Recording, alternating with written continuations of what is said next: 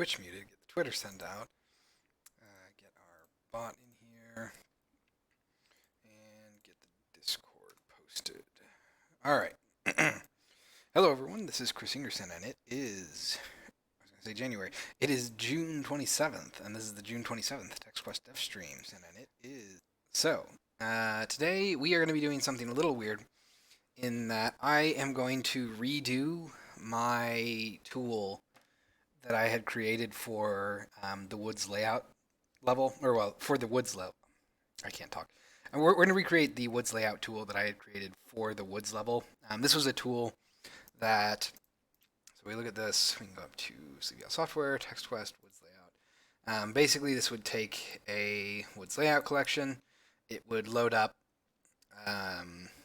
all of the data for it, and you'd be able to see these icons for basically representing what chunks you had set up for the map. And the purpose for this was that I wanted to be able to create large sets of levels, or rather large sets of chunks of levels, without having to hand place these individual components. And this tool worked. It's not a bad tool. It's actually perfectly functional for what I need it to do right here. But I was redoing some of the editor code for the woods layout stuff so that it could be a little bit more presentable, easy to look at. And while I was doing that, I was kind of eyeballing the code for my woods layout or my woods layout window, and I was kind of wondering how interesting it would be for me personally. Admittedly, I'm not entirely sure this is going to be great viewing from the sense of people who've already seen this, but it's interesting for me to see how far my tooling skills have come and also my tooling workflows have come, because there are a lot of sort of issues with this tool that I think would not be a thing with my current skill set, but are an issue because of how this was created.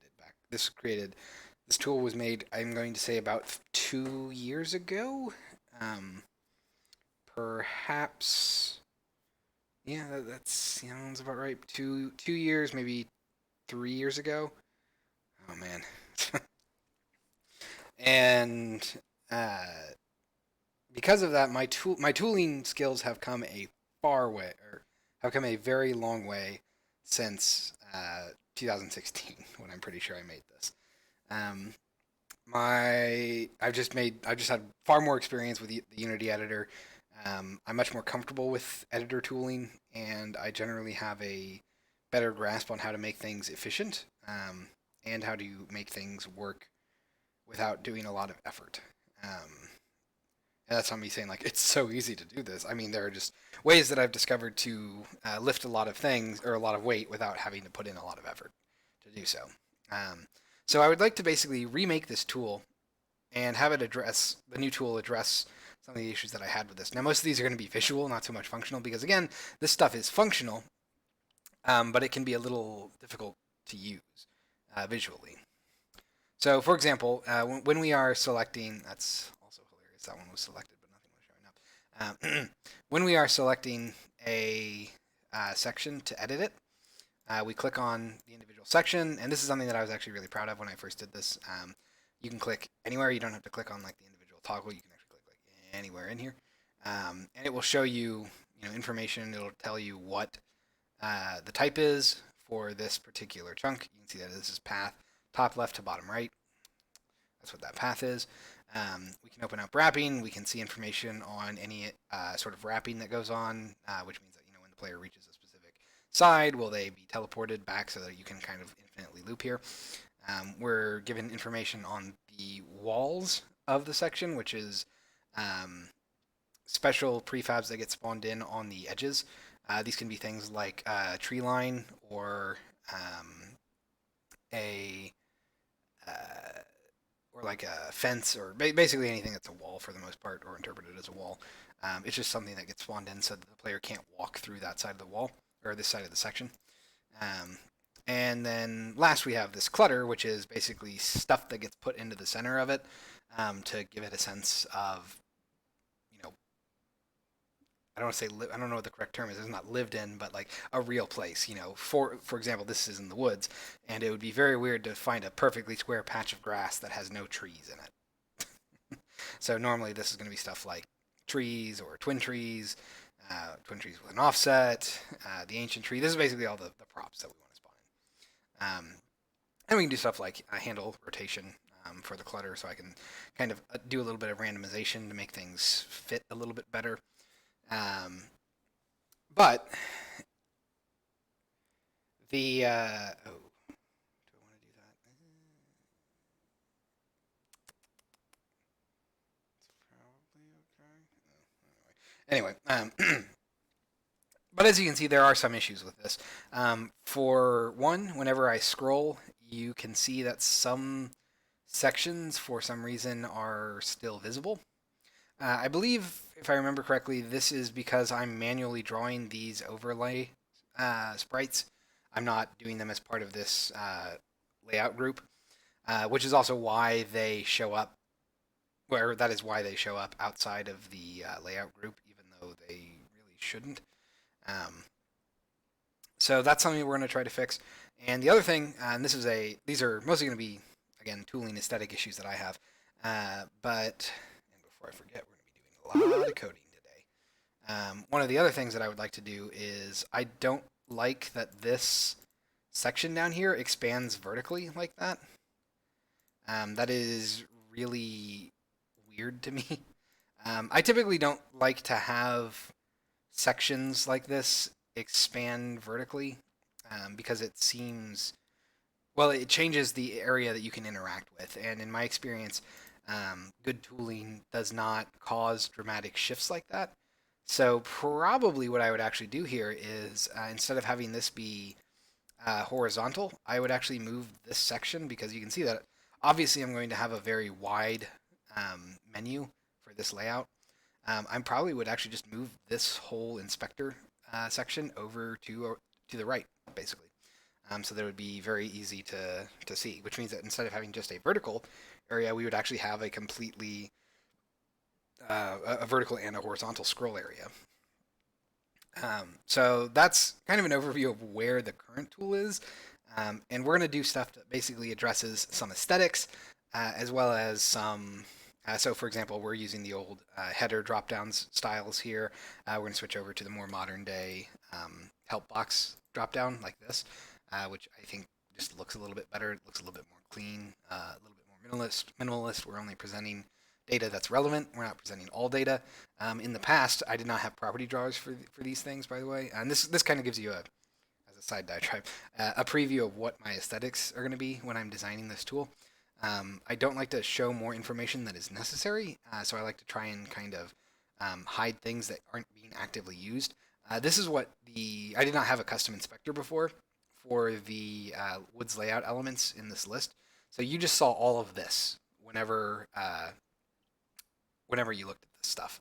And now, if I go ahead and hit normal here, you can see that we are much, much, much more streamlined. I think there's something like 16-ish fields here, but normally, but with the new property drawer that I made, it only shows what 2, 4, 6, 8, 10. Okay, so 13. That actually probably means that there was closer to 20 fields there originally. It's only showing 13, and as you set specific targets or specific values, we actually dynamically adjust our size to make things a little bit more clear. We have indenting so that you can tell where things are grouped together. Like you implicitly know in this workflow that because these two things are indented below this element, these two are probably related to that. I could take it one more step further, and I debated doing this and have these actually be in their own drop-down style like this. But I don't really think that that's necessary. If I was making this tool for someone else to use, I would probably go that far. But since this is mostly a tool for me, I'm not as strict with my usability sensibilities. A lot of times at my day job, I'm kind of the guy who makes a bunch of the tools that we use. So I have a huge focus on usability and extendability for both the front end UI that that our developers will be using and the code that our programmers will be using. And that sort of focus in my professional life has vastly improved my skill sets in those areas and also really affected my sensibilities in those areas. Um, so it's going to be interesting seeing a new tool where things are more usable in general and also don't have these kind of I don't want to say amateur because I don't even think an amateur could get this far, but these mistakes that are made because I did not have the experience. So I guess that pretty much it's an amateur mistake. No beating around the bush there, I guess. So let's go ahead and get started. We're gonna go ahead and jump down to here. Where are here we are. And to give you a sense of what my old scripts were doing for this, uh, this is actually a pretty sizable tool, if I remember correctly. I don't necessarily know if it had 1,000 lines, but I'm sure it has several hundred. I mean, it definitely has several hundred. Not now. Okay, so this is actually not that bad. It's only about 450 lines. So we can probably actually completely redo this in a given time. So yeah, let's go ahead and do that then. Cool. So I'm going to go ahead and I want to keep the old code as its own class for now for reference.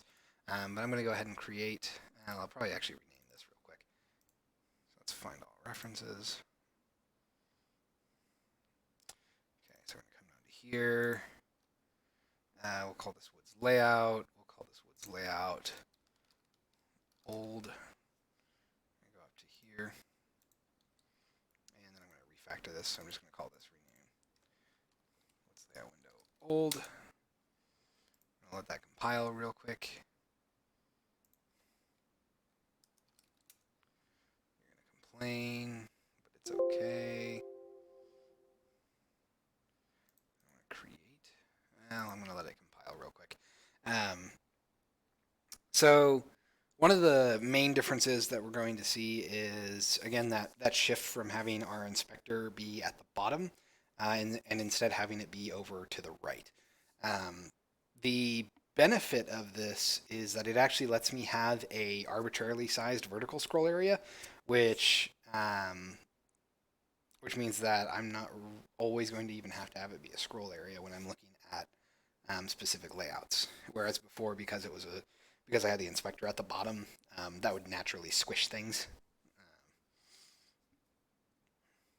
All right, so we're going to go ahead and right-click, create, C# script, and I'm just going to say woods layout window.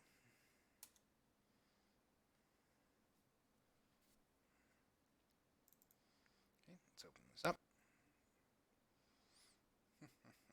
All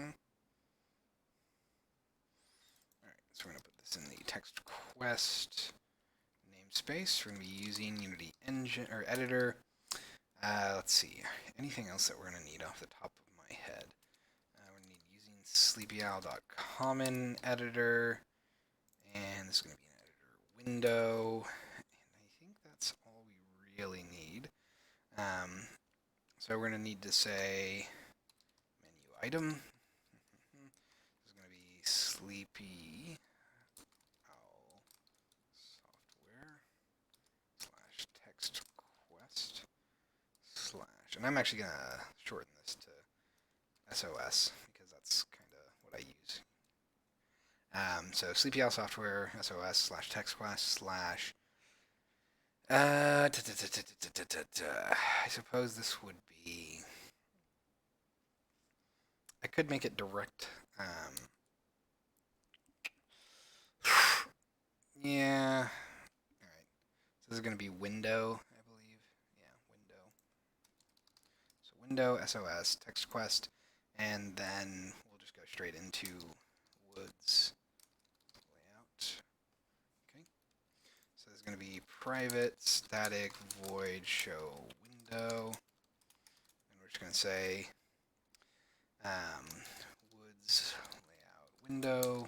Window is equal to get window woods layout window. We're going to give it a name. So it's false string true. false, that, and then true. This is going to be called Woods layout.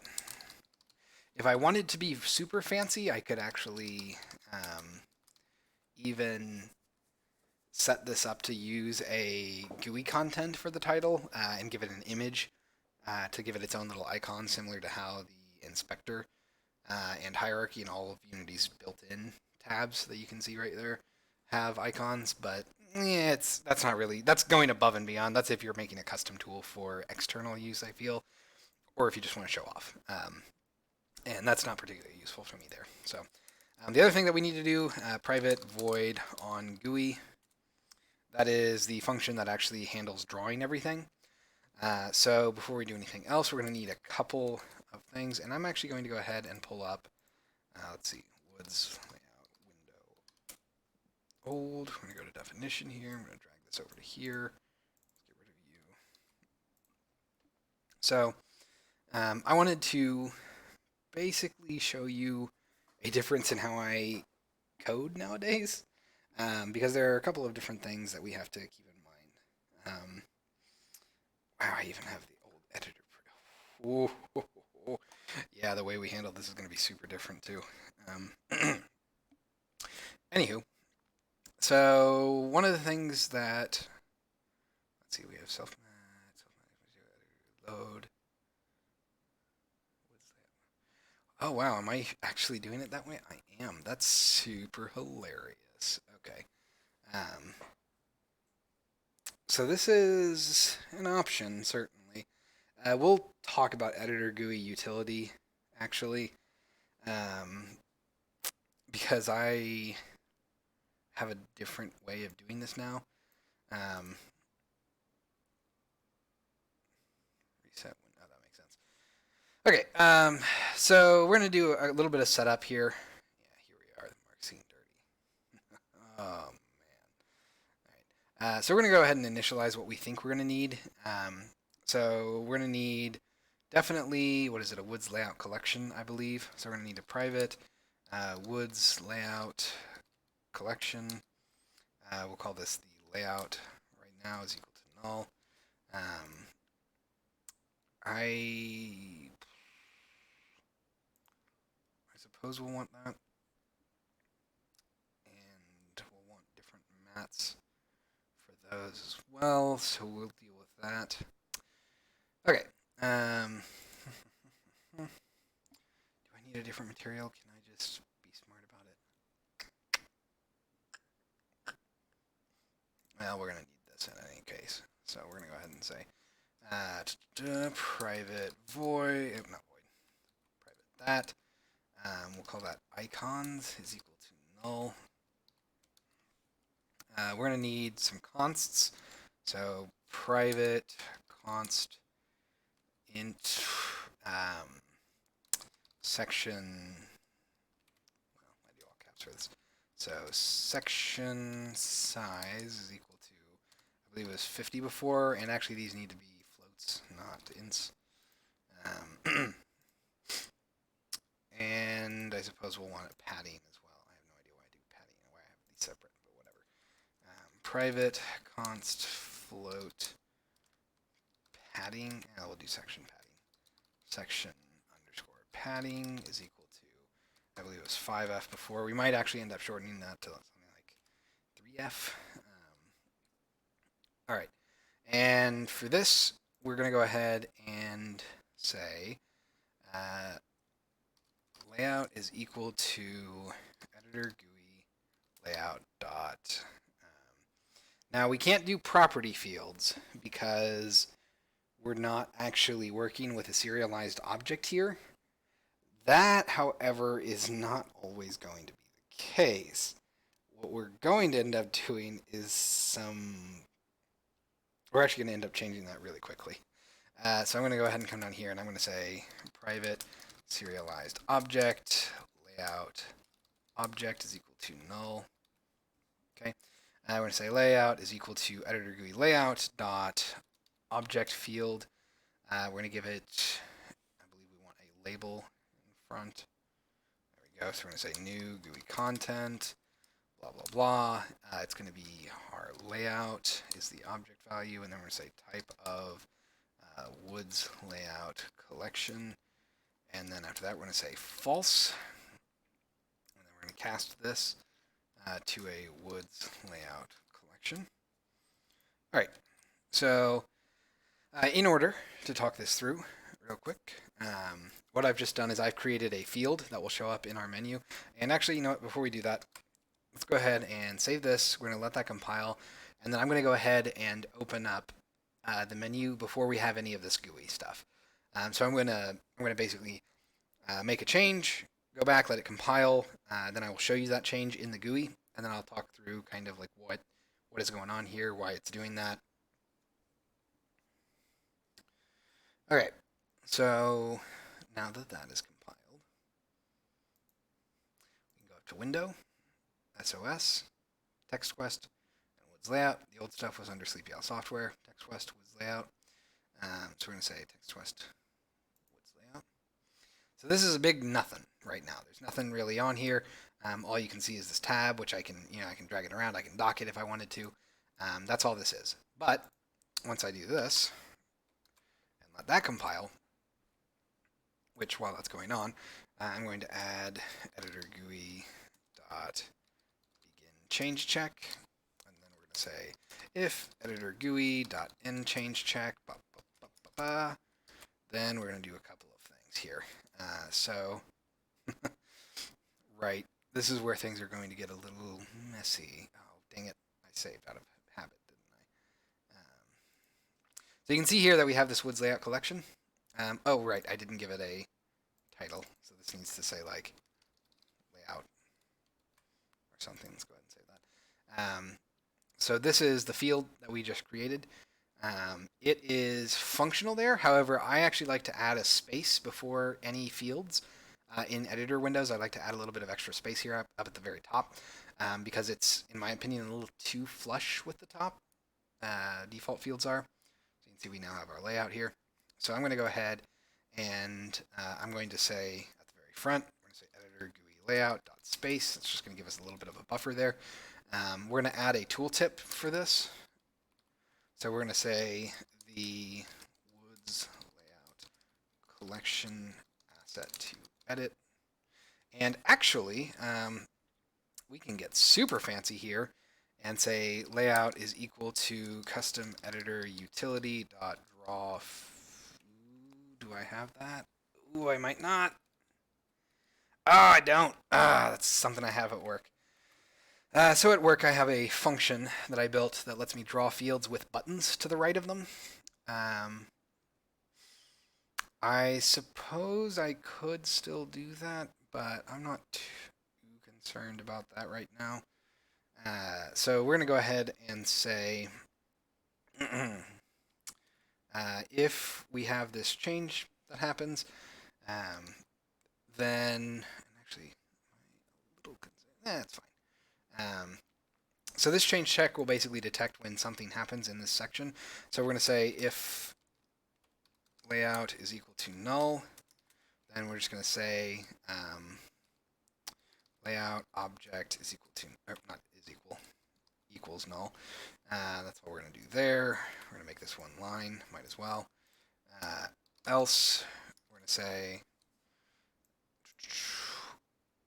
layout object is equal to new serialized object, layout. So what this is doing is it's creating a serialized object from my layout here. And once I serialize an object, then that actually gives me the benefit of all of Unity's native undo functions without me having to hand code all of that. Because actually, that is one of the things that I do know how to do now that I did not know how to do back then. I'm pretty sure anyway. Let me check to see if I have undo in here. I don't. Okay. So all of the old editor did not have undo support. This new editor is going to have undo support. That's something that's obviously not visual, but it is functional. And I can tell you that once you make that switch over to having undo support in all of your tools, you're like never going back to the era when you had to be perfect.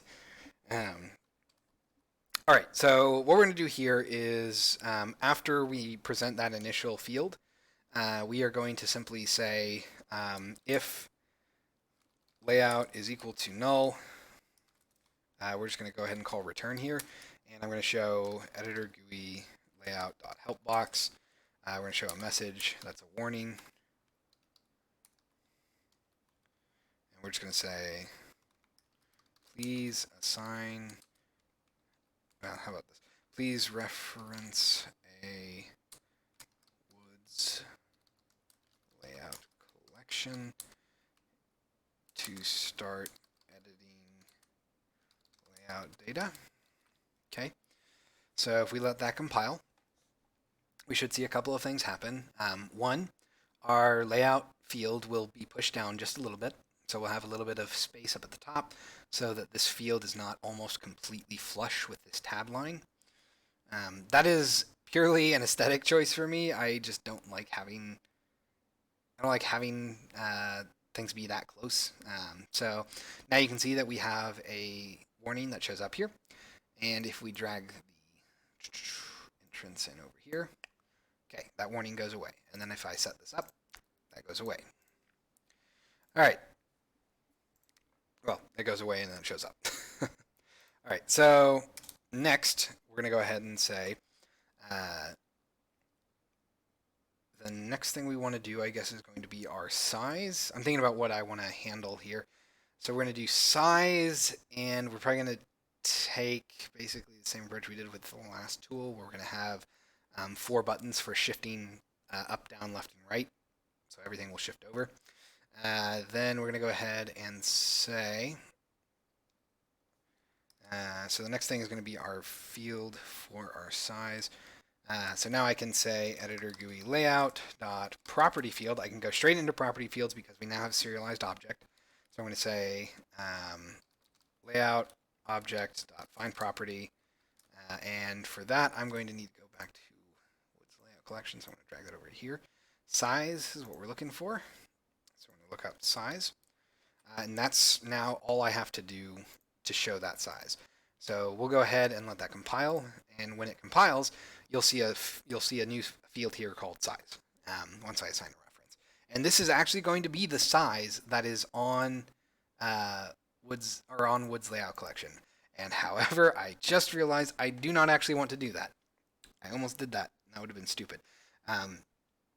So as a safety feature, I set it up so that I would not manually adjust the size of the collections in my previous tool because it's possible to accidentally do so.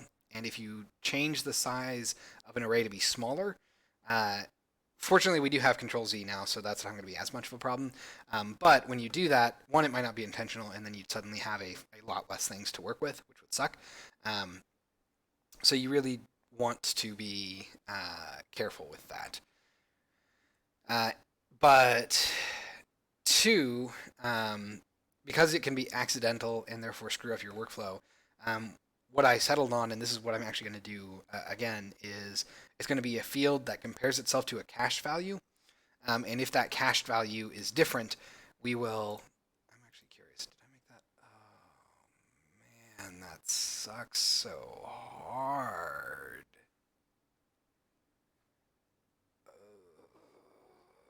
It might not matter. Okay. So this essentially just needs to be changed to a vector2 int instead of a vector2, because there's no reason, or there's no way that it can really be anything less than an int. It has to be a full integer value. Oh boy. Yep. Oh man, that's gonna suck. Well, for now we're gonna treat it like it's a vector2 int, and I'll just have the tooling wrap around that for all purposes. All right. So we don't actually want to show this vector2 field as a property field. Instead, what we want to do is, and I'm assuming I did this over here too, did I? Yep, I did, cache size. So we're going to want to come down to here, and I'm going to go ahead and say, we're going to come down here, and we're going to say private vector2 int cached size is equal to vector2 int dot 0. That.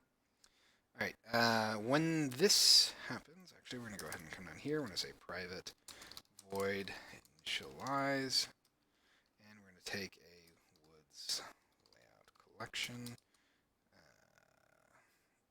Actually, I guess I don't really have to do that. We'll just call it reinitialize, or initialize is fine. So with that, we're going to go ahead and say, we're going to move this. I'm going to call it initialize. We're going to move this into initialize because initialize is also going to do a couple of other things. So first things first, we're just going to do this. We're going to say if layout is equal to null, we're just going to do that. Oops. Otherwise, we are actually going to do a fair amount of things. So first things first, we're going to create a layout object there. Secondly, we need to set our cached size to be equal to layout object dot find property relative, and this is going to be size dot int vector2 int value.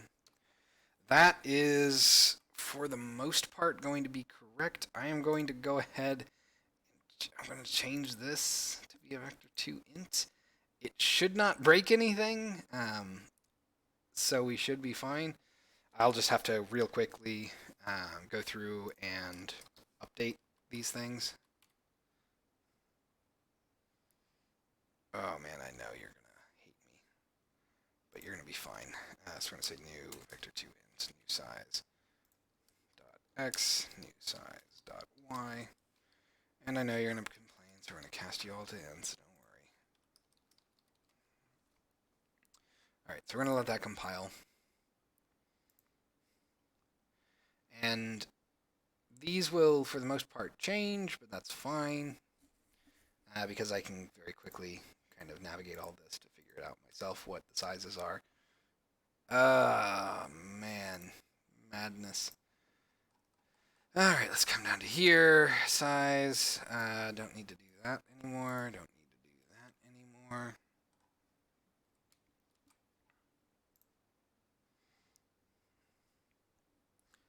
Okay, give that a section. Give that a second, not a section.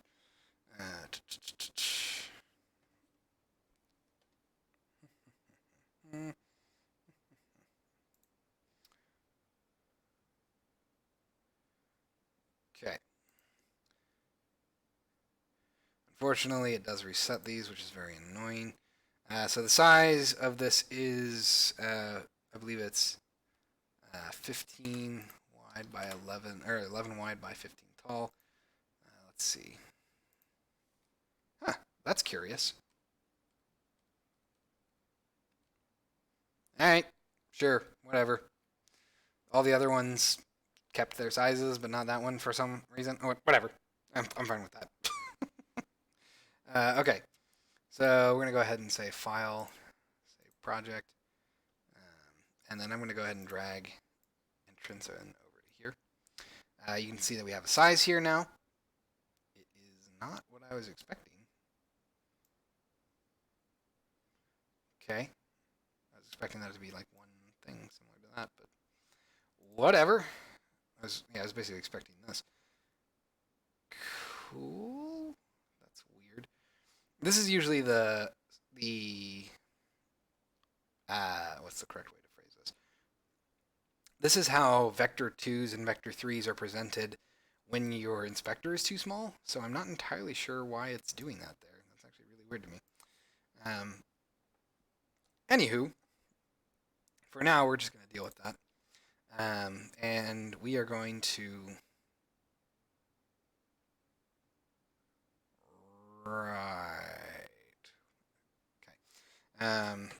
so we're going to get rid of this, and instead we're going to say editor GUI layout dot vector2 int field, and then we're just going to go ahead and say new GUI content size,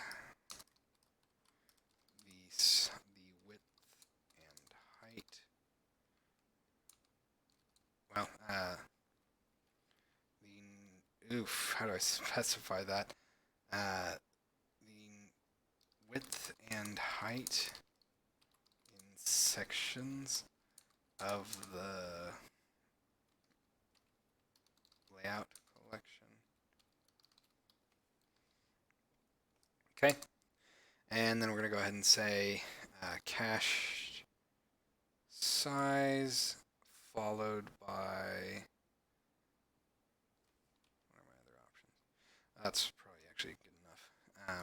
Then we're going to go ahead and do the same thing we did before. So we're going to say editor GUI dot begin change check. Oh, also I need to set this to be cache size is equal to that. And then we're going to say if editor GUI dot end change check. We're just going to do a basic comparison here. So I'm just going to say if cached size does not equal property, sorry, that's a force of habit. It's not equal layout object dot find property size dot vector 2 int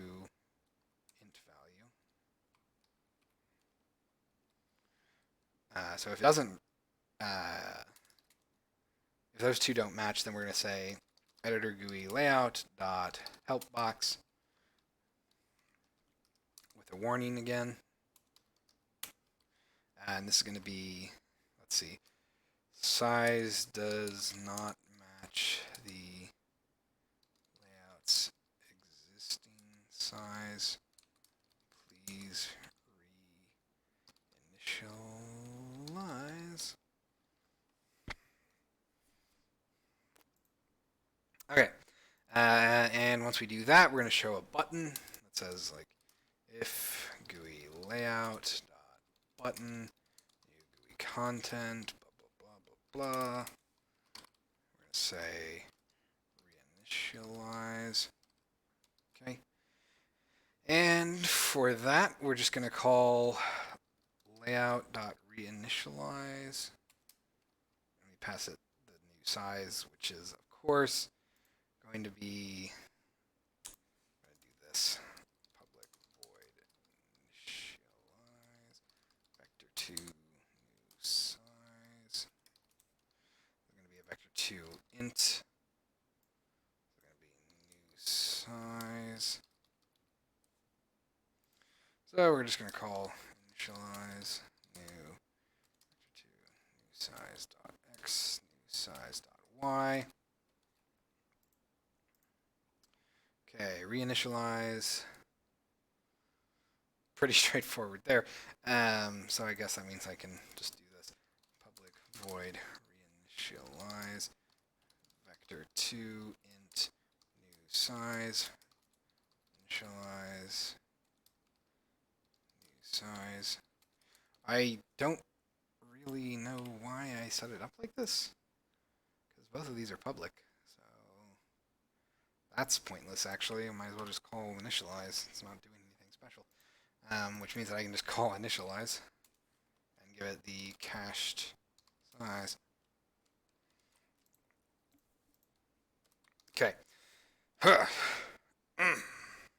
So, once we do that, that basically will handle actually setting the size value on our layout group. And you can see that it's going to try to handle all of this. Oh yeah, well, that's one of the things I can get rid of. So in my woods layout element, I had this label, but I do not need it anymore. We can actually get rid of you.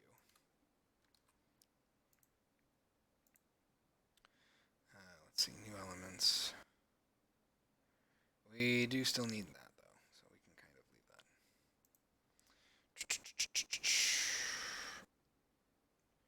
All right, so the next thing that we're going to need is, and actually let's go ahead and let that compile so that we can see this difference.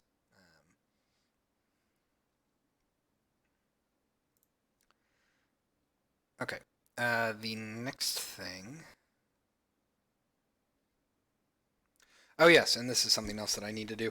We're going to do else if layout object is equal to null. We'll call initialize.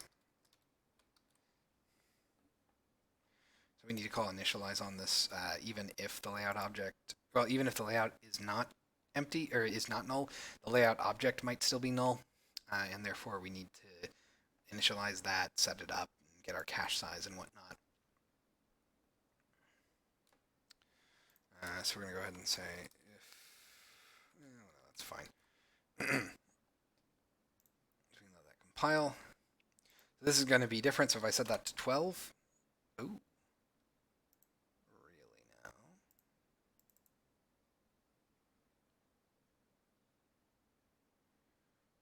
Oh ho ho.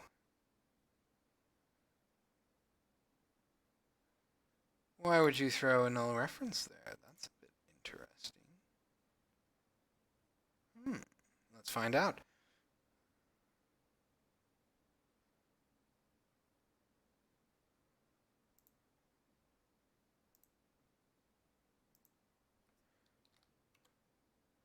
So if we set that to 12, those should be different, and yet they're not.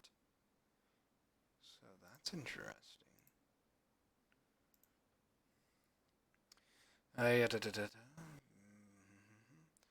So we change check hash size not equal to layout. Find property. Let me guess. You are not. Let's try this. Make this 16.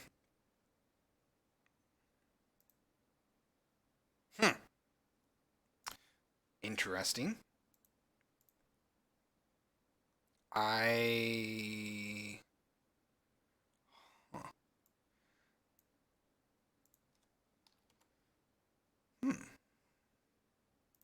How curious. Okay, let's see here. Oh. It's because I did that stupidly. That's my fault. I don't actually want that in a change check. I need that to be checking all the time for that. Because if it was just in a frame check, or in a change check, you might have actually noticed it. Although I would be surprised since I'm streaming it at 30 frames. But whenever I made that change to the size, there was a very, very brief flash of the editor updating, and I couldn't see it long enough to really see what it was. But I'm now realizing that that was the on inspector change problem. So if we let that go, and then now I change this to 12, there we go. Yeah. I am curious. Let's go ahead and do window, CPL software, text west, what's layout old. So let's do like apple tree. Interesting. So you are correct. This is how I would expect it to actually look. But this is not. So I'm not entirely sure why it's doing that. That's interesting. Let's go ahead and close that real quick. And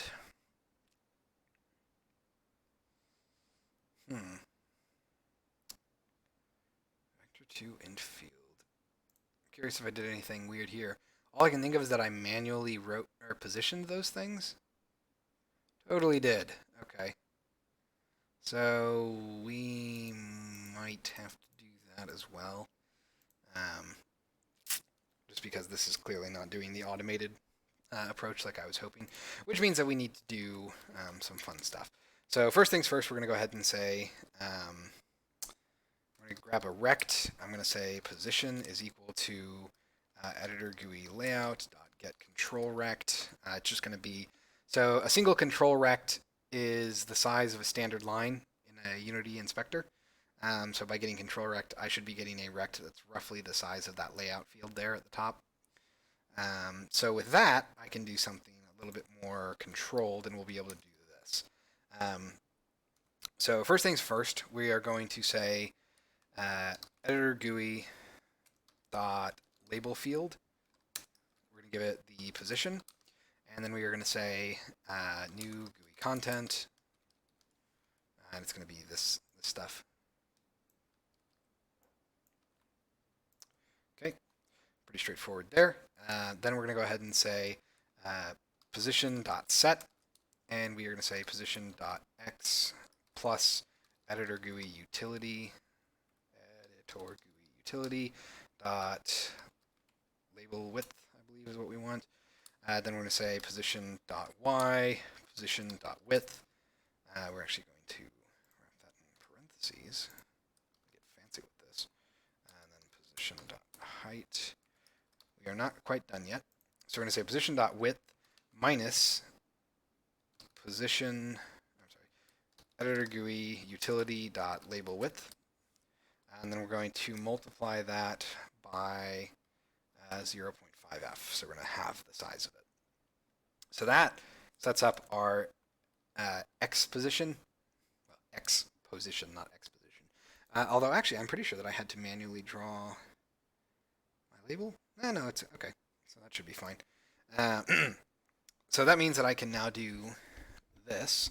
We're going to say editor GUI dot delayed int field. That's what we want. And we're going to give it position and our int value, which is going to be cached size dot x. And we will also need to give it a label, which I really hope you will let me do. Good. So new GUI content x. So we're going to say that. And I'm also going to be able to do this is equal to that. Cool. So we're going to grab that, paste this down here, replace the x's with y's. And then I can simply say position.x plus equals position.width. Pretty straightforward there. Let's go ahead and let that compile and draw.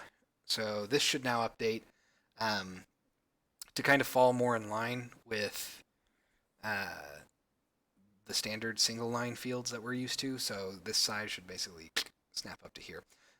This size label should still remain the same, roughly cutting off about there. Then we'll get x and then y. Okay, so that looks a little uglier than I would have liked. I am going to have to do this then. So we're going to have to change this a little bit, and we are going to say, and you will notice, like I said, that these are more flush, which is what we wanted. So I'm going to need to do this. I'm going to need to call float label width is equal to editor GUI utility.label width. I don't remember if there is like a editor GUI utility.default. Nope. Reset. Nope. Although, what is draw region swatch?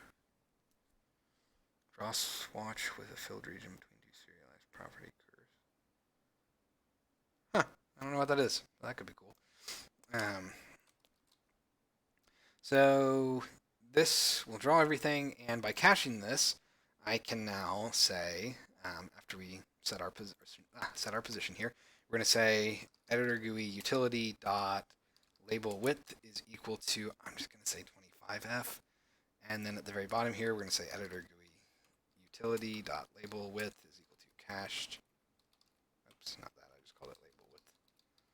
Label width. There we go. So that should drastically shorten the label recs here, and should make them basically should allow the fields to stretch to fill up to about here. I'm guessing. It's always a little iffy on how wide everything is. I believe a standard line is 16 pixels tall, or it's 16f tall. And oh good, we have to do some fancy editor stuff for this. I don't like having my labels, my Y label be this close, which means that I need to actually adjust these a little bit. It's... Hold on. I'm going to constantly go back and forth to compare the old one with the new one. Yeah, so the old one actually handled this a little bit better. So this is actually not a difficult thing for me to do, and the old one did not actually handle this better. It simply happened to stumble onto a way that did it better. So basically what I just need to do here is I just need to shorten the rect of this enough to give me padding horizontally.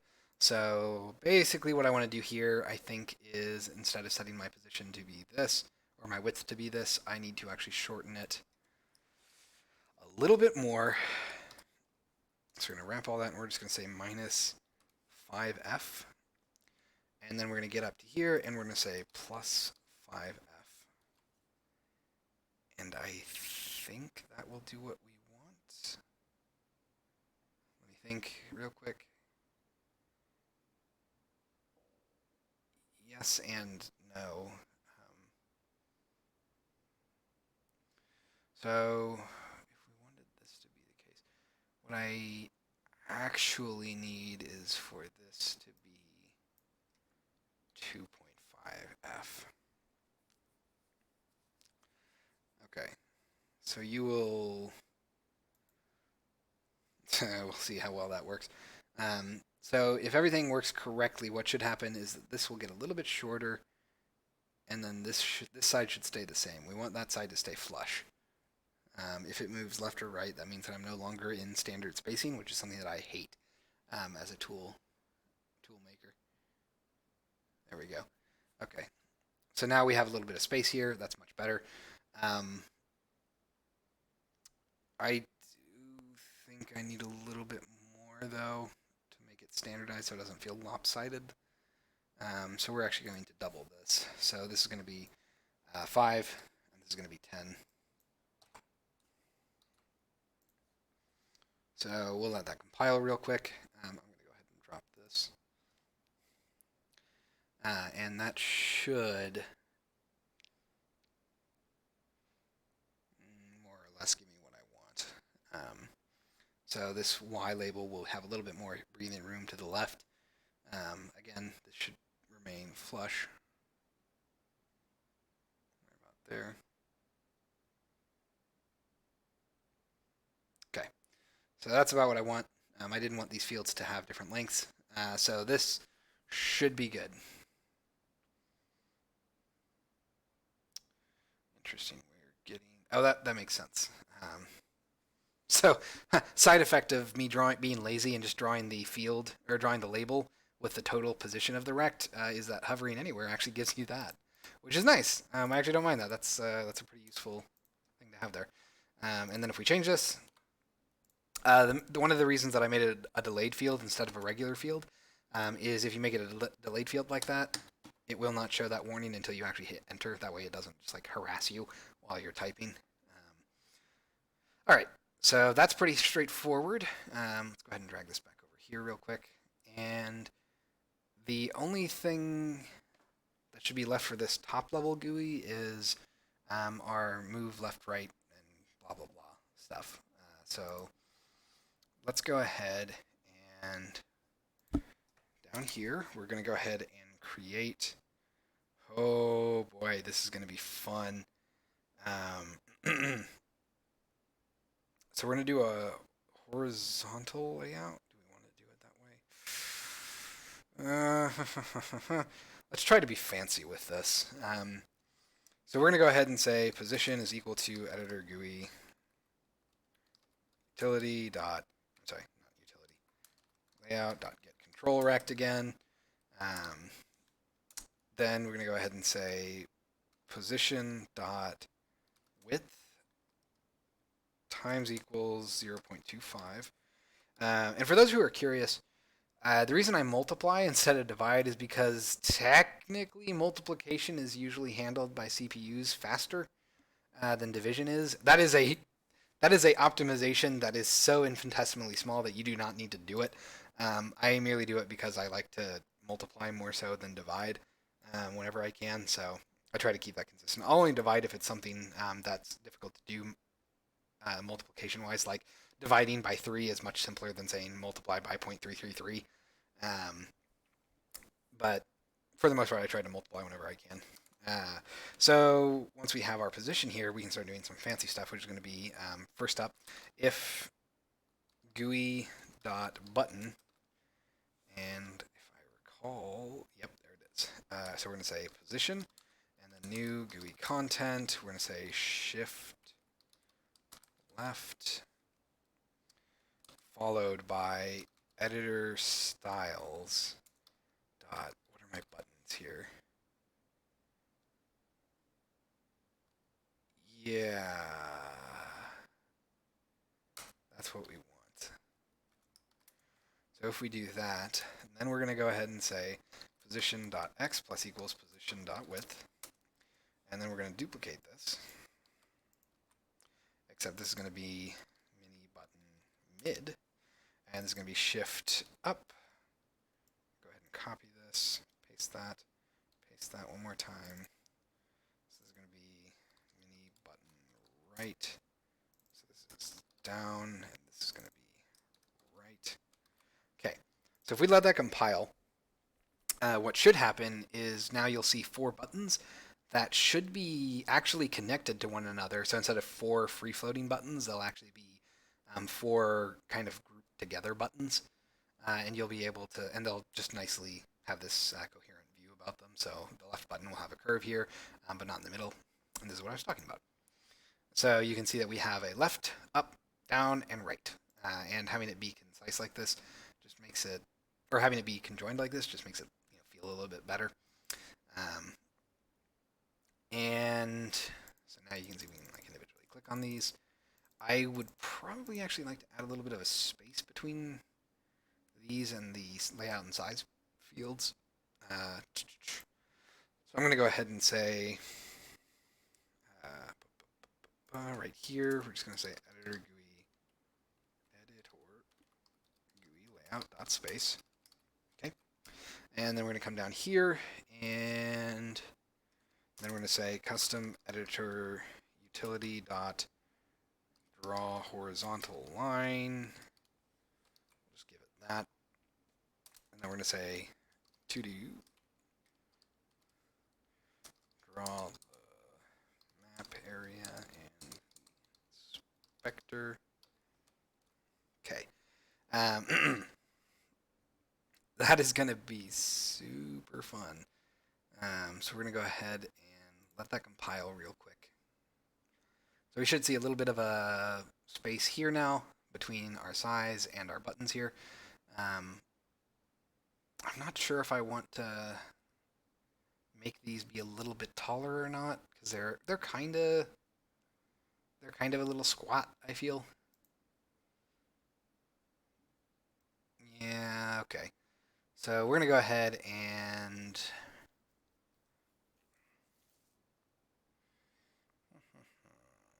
how do I want to handle this?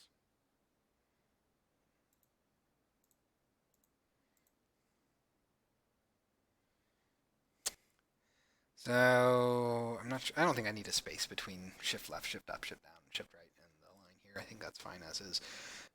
So the next thing we need to do is we're going to have to say editor GUI layout dot begin scroll view. And here's where things get to be a little funky. So we're going to need to set up some scroll information up here. Trying to think through where I want to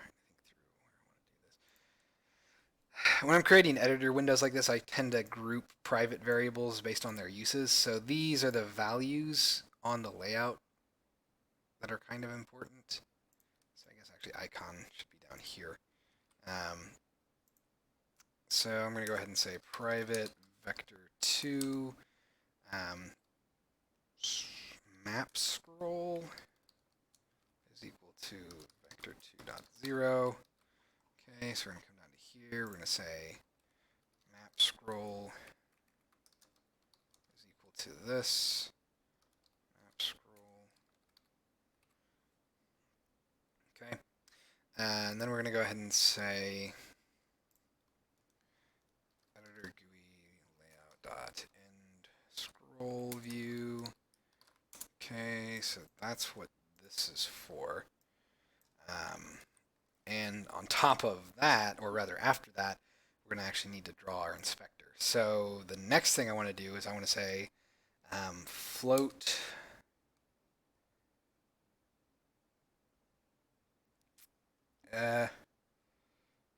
okay, we're going to say map width is equal to screen dot width minus, and I'm going to give myself a width of like 400 F.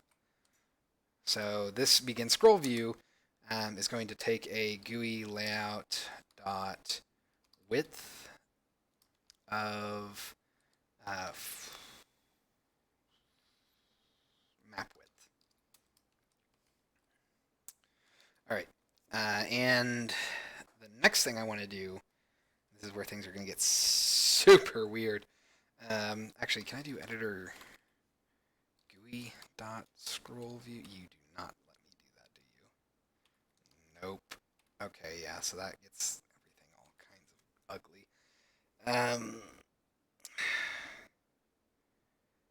Cool. Cool.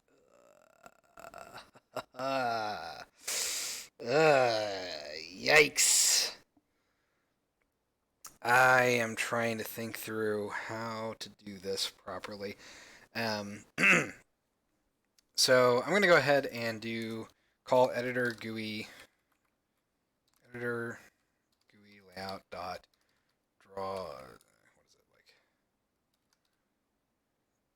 Rect field? No. Color? No. There's a thing here for this. I thought it was just called rect, but maybe it's not. Bounds, color, curve, delayed flow, double, horizontal, vertical mask, pop up. Enums, fold out, help box, inspector, toggle bar, infield, and pop up, slider, knob. Huh. I don't know what that is. That's interesting. Field, mask field, object field, password field, pop up, prefix, property, rect field. See, I thought it was rect, but that's clearly not the case. Selectable label, slider, separator. Huh. I don't remember when they added that. That's kind of nice. I might actually use that real quick. I want to put that here just because I want to see what it looks like. Okay, so separator, slider, space, tag field, text area, toggle. All right. Really? So that's all editor GUI stuff, huh? All right. That's all kinds of weird, but okay. So for this, let me think. I want to handle this. So my plan was to fill it with color, but that's clearly not going to work right. So I guess we would do this editor GUI dot. I think it's like rect. Yeah, draw rect, and we're just gonna say editor GUI layout dot get control rect. And we're gonna say GUI layout dot width. I'm gonna say expand width true. GUI layout dot expand height true. Okay, this is gonna make things super awkward, but it should work. And then I'm going to say color dot white. Okay, so that gives me a color there. And then I can do the next thing, which is going to be super awkward, which is... Man, can I do that, though?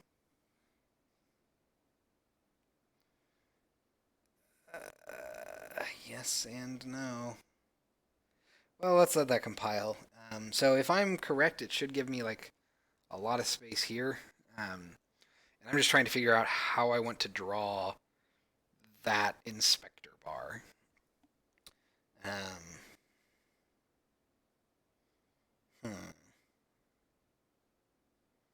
also very curious to see what the separator is. I guess it's that. Is that really 400? Okay. So 400 is probably a bit much. We can probably shorten that to like 200.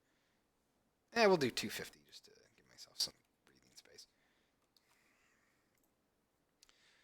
I guess that, yes, I can do a separator. Or I can get rid of the separator just to see what this looks like.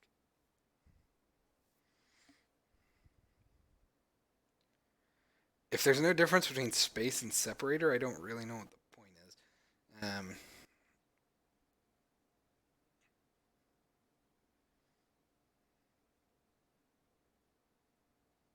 Okay. So yeah, so this would be the new inspector. I guess that was a separator. A separator just means a put like a little bit of space for some reason. Editor GUI layout separator. Cool. Yeah, that's a thing. Um, so you'll notice that currently, if we resize this, we're not actually going to get. Oh, there it is. If we get small enough, we will eventually get a limit on our scroll. So for this, let's see here. I probably don't want that to be an absolute value then. I probably should make that something more like a tenth of whatever is needed, or maybe a quarter. So instead of screen.width minus 250, we're going to say minus screen.width times 0.25f. And here's where things get difficult. I'm trying to figure out how I want to position all of my individual fields, and I'm essentially going to be drawing that editor over there. So let me think. Because I need to get over there somehow. And I do have this position, and I bet I could start with that. So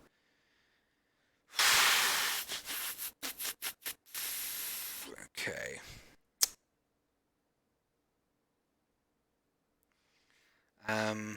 Let's go ahead and say, let's see, position.x equals that.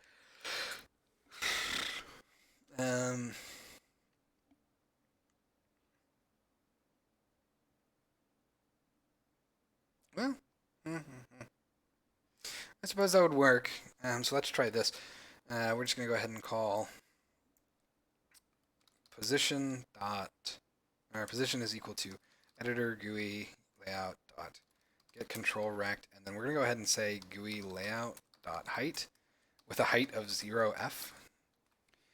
So in theory, we should see no change here, although I do theorize that my height will still give me a buffer that will be visible there, but that actually might not be undesired. And with that, I should be able to essentially say position dot set. Oh man, that sucks so hard. I don't know how I want to handle how tall. Actually, no, I bet I could get this. So we're gonna go ahead and say position dot set for. How do I want to handle this? So we're gonna set its position dot x plus map width, and then we're gonna want to say position dot y plus editor Q. This is going to get a little iffy. This one I'm not too sure what to do here. We won't worry about position dot y for now, and then I'm going to say my float is screen dot width times 0.25f with a height of screen dot width minus, I'm sorry, not width, dot height minus position dot y. I kind of think that should work. And with that, I should be able to call editor GUI dot draw rect, and we're going to say position with color dot red. So if that worked out like I hope it did, what we should see is essentially just a red box over here, and this should shift to be 20, to basically have the space be which I think puts it closer to about here. So I probably wanted to go with like 0.3, admittedly, which would put it like right about here. But we'll find out. That's not bad. So you can see here that our size is dynamically scaling, which is nice. I do think I want that to be 0.3 instead of 0.25. So I'm going to go ahead and scale that up to 3 just to give me a little bit more breathing room. And I was right. The position.y is a little too high. So I think I want that to be offset by 2 spaces, which is consistent with how vertical layout groups work. So this is actually going to be position.y plus editor GUI utility dot standard vertical spacing times 2f, and we're actually going to subtract that from the height as well because we need to. Actually, we're going to go ahead and do that from here as well. So we're going to say screen height. We're going to do that because I'm paranoid minus this. But I'm actually going to give it one more spacing so that I have a little bit of a buffer from the bottom. And I'm eventually going to do the same here, I would think. So actually this control rect would probably be something like oh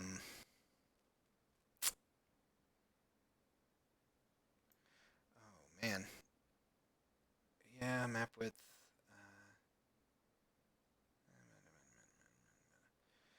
So let's try to be fancy about this.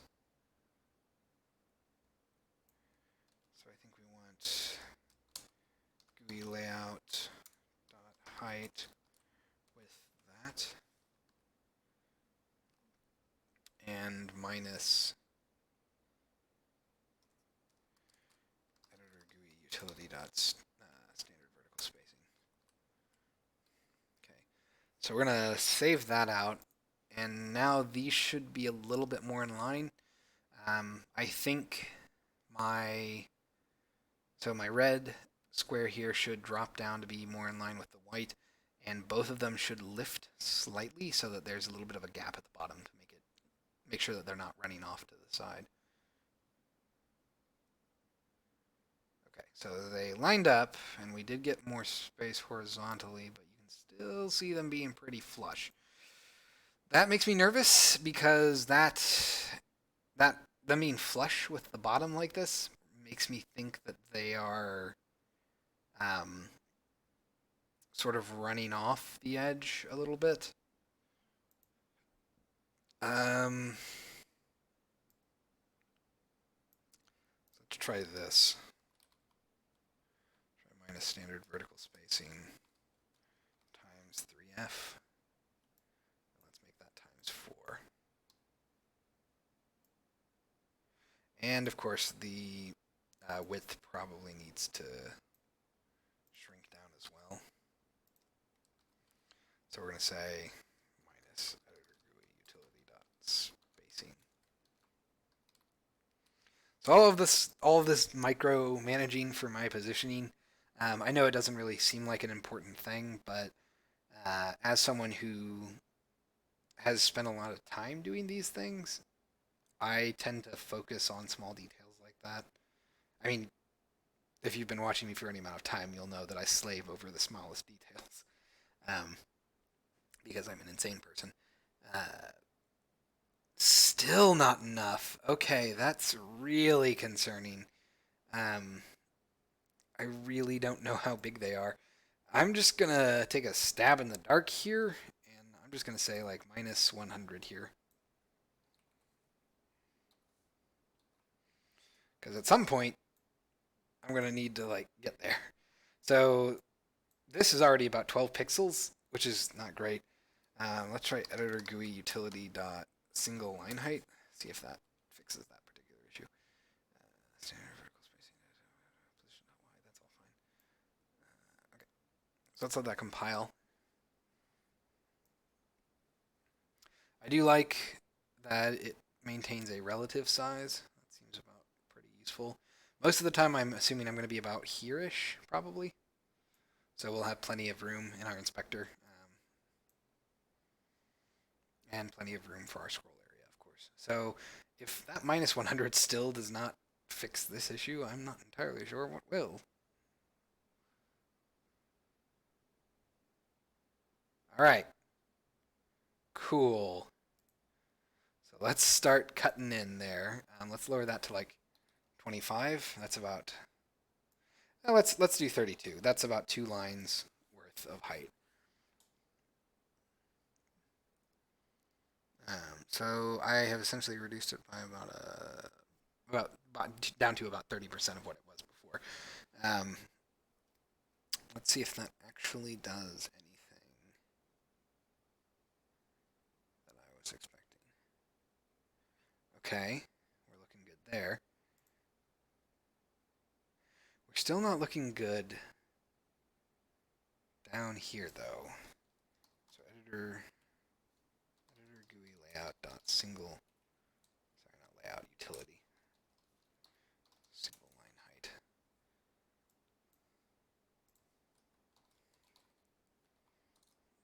Times 2f.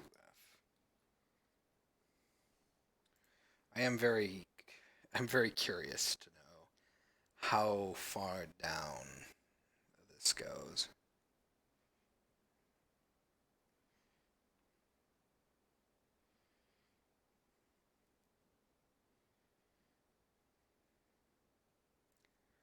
So let's see here.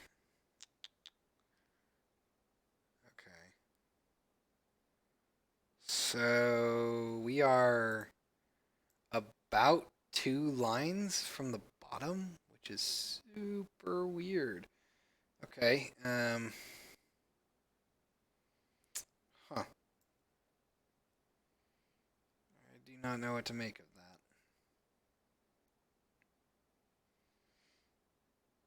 All right. So let's see here. I can probably make that a little bit more flush with the bottom, but then again, that actually works pretty well. So let's just go ahead and be a little lazy about this, honestly. So we're just gonna do this. Okay, we're gonna let that compile. Ah, crap! I didn't deal with this, did I? A little too far as I'm concerned on this. So I think we can change this to be spacing times 2f.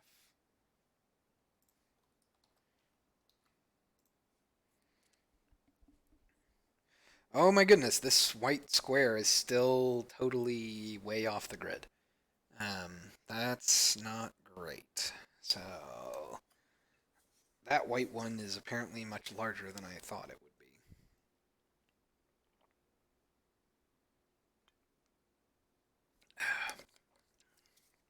be. Times 3 it is. Alright, so we need this. You're going to be times 3, which puts it at about 9 as opposed to the standard line of 16. Um, this height, I really don't know what to do here except, again, drastic measures. Let's just reverse that and see how far we get. So with this, hopefully we'll actually see the bottom of this white square, and our red square should just bump in ever so slightly to bring it more in line with this horizontal or this vertical side.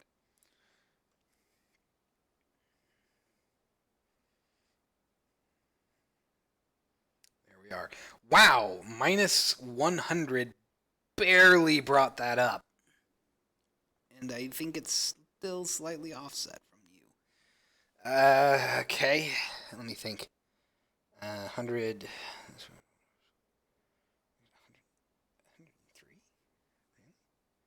How can you be different sizes, though? Does that work? Whatever. All right. So for this,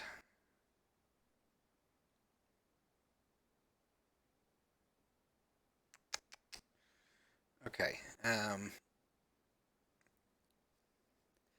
So I am going to try to set this up in such a way that we can actually draw everything. Oh boy.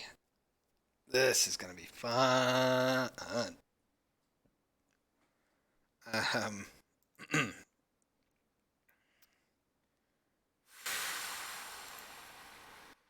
yeah. All right. Um, so I'm going to cheat, and I'm actually going to break this out into its own function real quick. So I'm going to come down to here. I'm going to say private void draw map. And we're just going to call this. I'm going to come over to here, put you in there. We're just going to call draw map. Okay. And for this, we are going to need to handle drawing all of our positions. So, trying to think about this. So first thing we need to do is this. We're going to have to say rect position is equal to editor GUI layout dot get control rect, and here's where things get fun. We're going to need to say GUI layout dot width, which is going to be equal to our layout object dot find property size dot vector to int value dot x. Okay. First things first, we're going to go ahead and grab this. We're going to say serialized property size is equal to that. And then I'm going to be able to say size. Oh, let's just make it the easiest thing possible, actually, I guess. Vector to int is equal to that.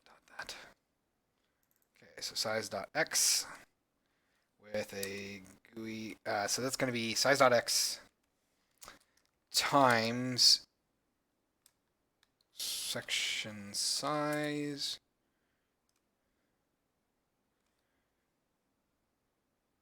and then we're going to say plus. So I need to copy this. I'm going to say size.x minus 1 times section padding. Okay. Yes, I believe that is correct. And because I am completely worried about it interpreting everything wrong, I always throw up a bunch of parens. Okay, so we're going to say that's all we need for the width, but then we need to do the same thing for our height. So we're going to say GUI layout dot height, size dot y, size dot y. Okay, and then what we're going to want to do is we're just going to say for int I equals 0, I is less than size dot x I plus plus, and then for no, we'll do it the other way. I like going top to bottom, left to right, as opposed to left to right, top to bottom. This lets me handle my graph in a little bit more of an easily understood way. It basically means that the top left, it basically just changes the order of how I draw things. So this is actually going to be size y. And then for int j is equal to 0, j is less than size dot x, j plus plus. If I could type. Okay. So what we're going to do here is we are going to say position dot set, and then we're going to say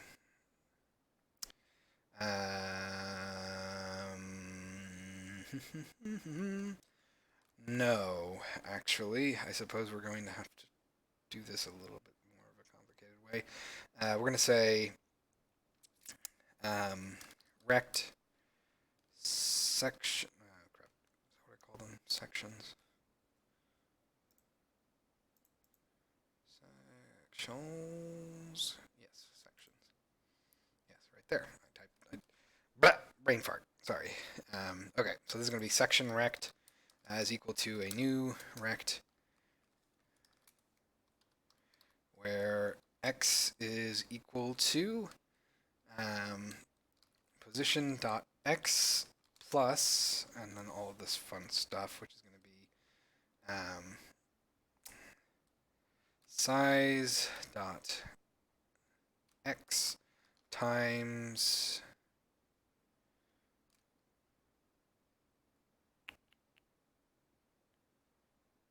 yes, okay, so this is going to be size dot x times section size plus section padding. Okay, and all of that is going to be times or multiplied with j there. Okay. Okay, so you're not going to do that yet. And then y is pretty much going to be equal to the same thing, just with this is y instead of x and I instead of j. Okay, and then width is going to be equal to section size. Height is going to be equal to section size as well. Okay, so now we can go ahead and draw all of those rects. So I'm going to say editor GUI dot draw rect, and here's where things are going to get fun. We are going to say new. Oops, sorry. This is going to be section rect, and because I want this to be a cool, fun test, we're going to say new color, which is going to do nothing for now. But basically, I'm going to say more blue the farther down you go, and more red the farther right you go. So we're going to say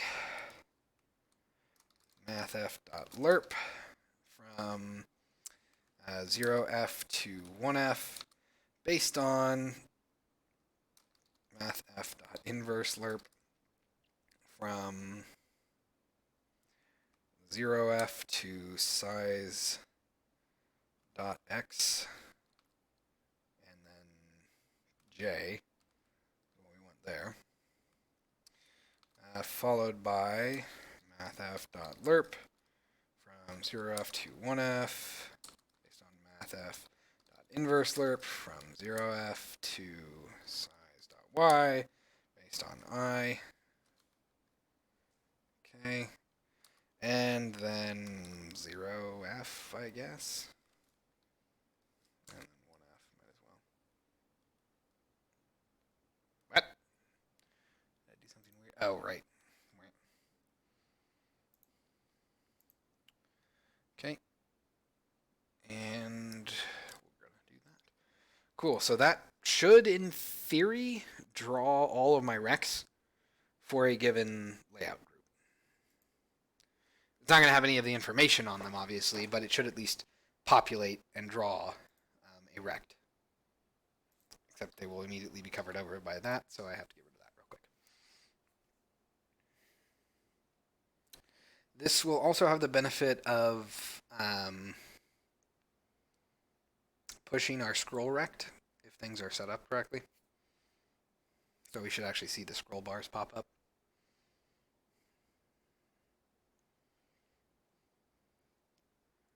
Okay. We are clearly not correct here.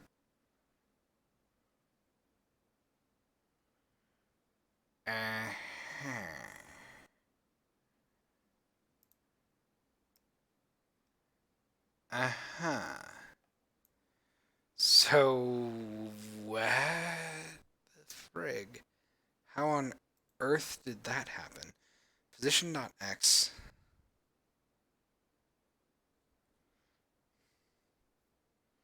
Size.x times section size. We weren't getting any errors, were we? Nope. Okay. This is clearly jumping over quite a bit, though. So j times size dot x. Oh, I'm sorry. I didn't need this part. I don't think. Yeah, that was my fault. Did that calculation wrong. That's why it was jumping all the way over here, because there's probably about 11 things worth of this right here. So this should pretty much force everything over.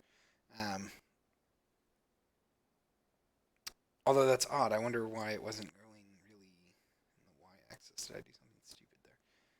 Position y plus. No, that seems about right. Okay.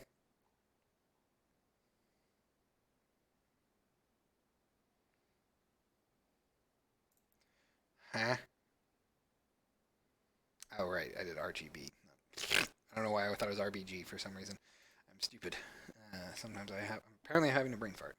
So yes, you can see as we go to the right, we get more red. As we go to the bottom, we get more green. So this does draw everything in a way that is pretty nice. Let's go ahead and collapse this. We can't drag around in there, but that's understandable. Cool. So we do have proper scrolling set up, which is nice. It does look like we are getting appropriate sizes for all of this. How awesome is that? I know it's not something that's super impressive, but I personally find it pretty great. That kind of looks really cool, actually. Actually, for sheer fun of it, I'm going to go ahead and say 0f, comma, get rid of this, and then I'm going to make this green.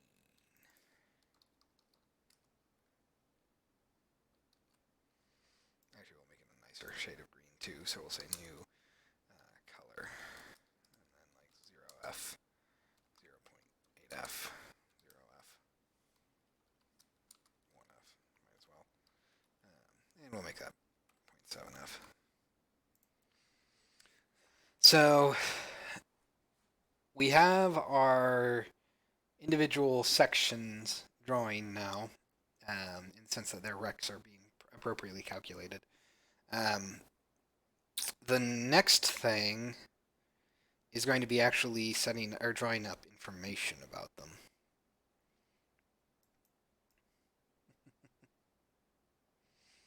I do really like the way that that looks. It's super cool.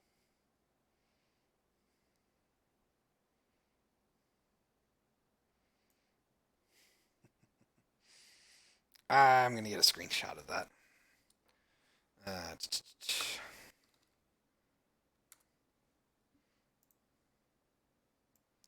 that is totally cool. And then I'm posting it in Discord because it's cool.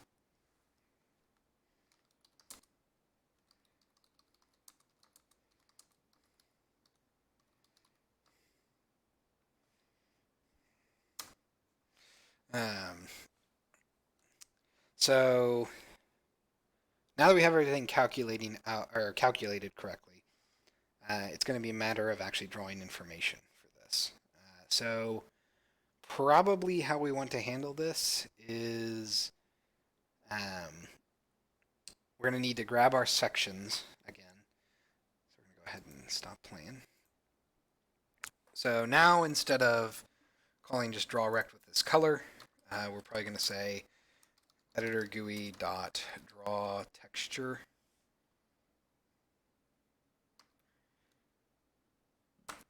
And then we're going to give it a section rect with the texture that we need to do, and that's where things are going to get fun.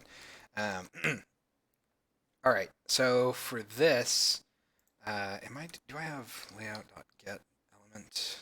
Yes, okay, good. Layout.get element, and of course it is using a freaking terrible thing, so we're going to do a couple of things here. One, I'm going to go ahead and say, I'm going to make this an int. 2, we're going to say public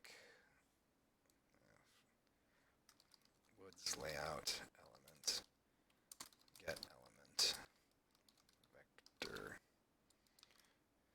2 index or whatever it's called. I guess it's called index. Okay. Then we're going to say come to here, and I'm just going to say public woods layout element get element int x int y. It's usually much easier for me to do that. So this is going to return new. Oops, not that. Sorry. Return get element new vector 2 int x and y. And we're just going to say return get element new vector 2 int index.x index.y. I know you're not happy with that. Give me a second. So we're going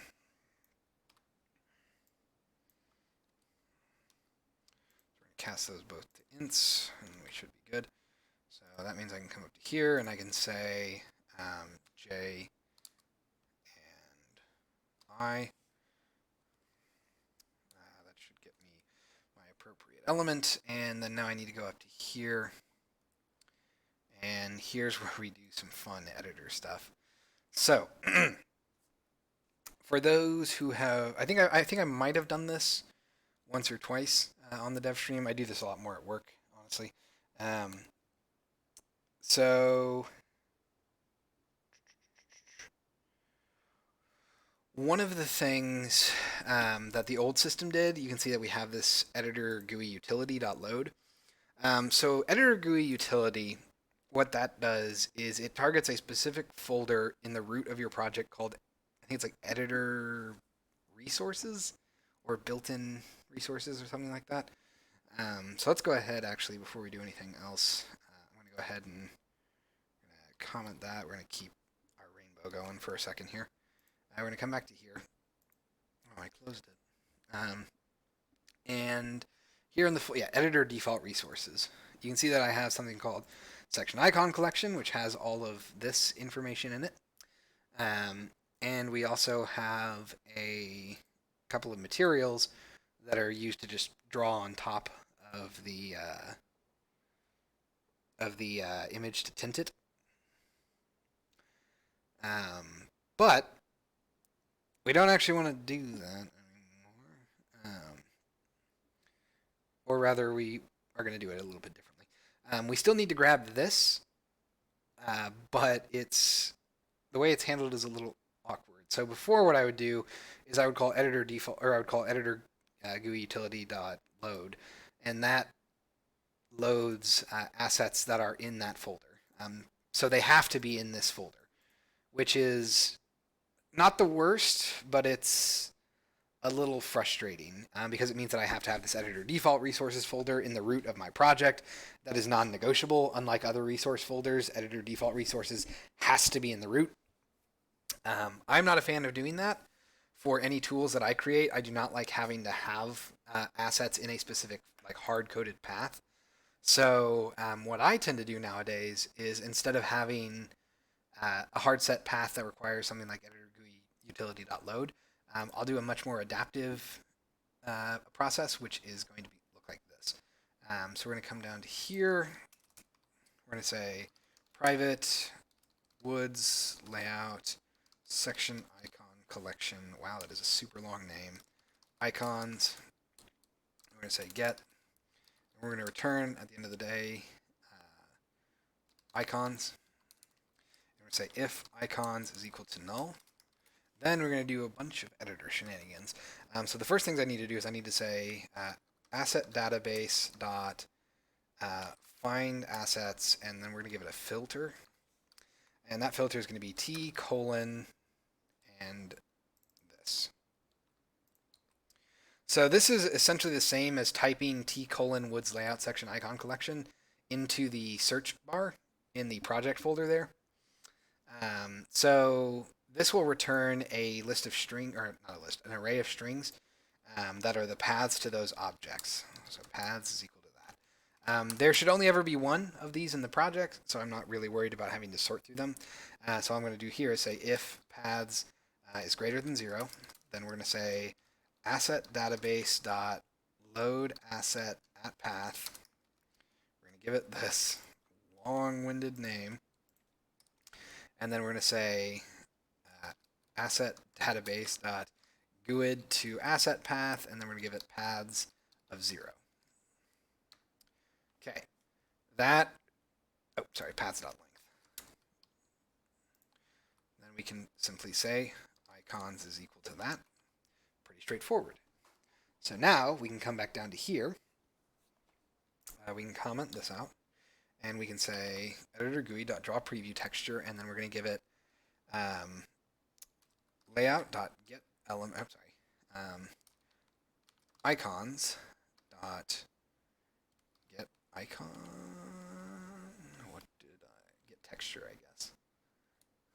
Cool.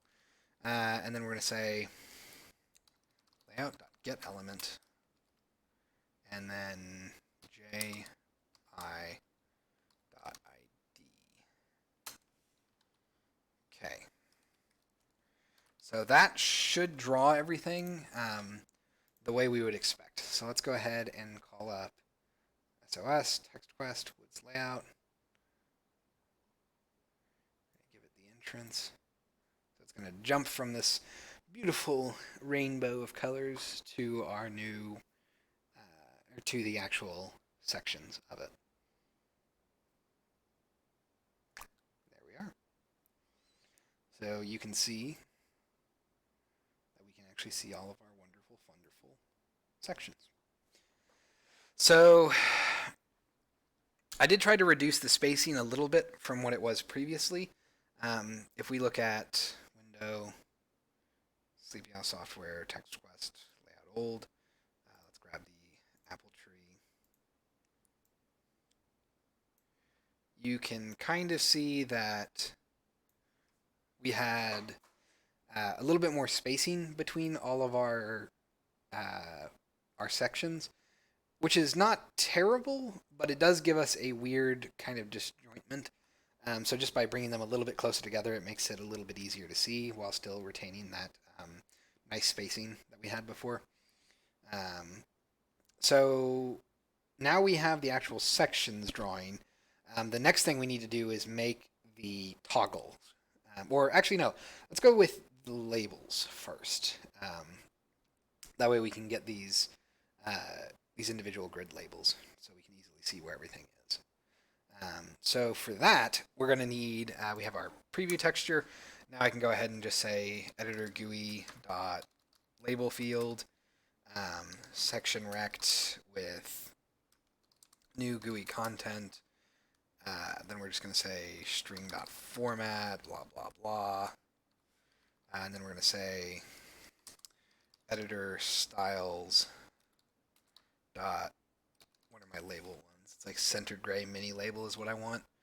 Yeah. So this is going to be and we're going to go ahead and say comma j comma I. I think that's what we want. So if we let that compile, we should now have labels, basically the same as before, where it is going to be centered and grayish, but it'll say 00, 0, 1. I'm sorry, no, it'll be 00, 10, 20, 30, 40, 0, 1, and so on. Boop. Okay, so that's that. It is a little bit more difficult to read, actually, I feel. But I don't know why that is. That's interesting.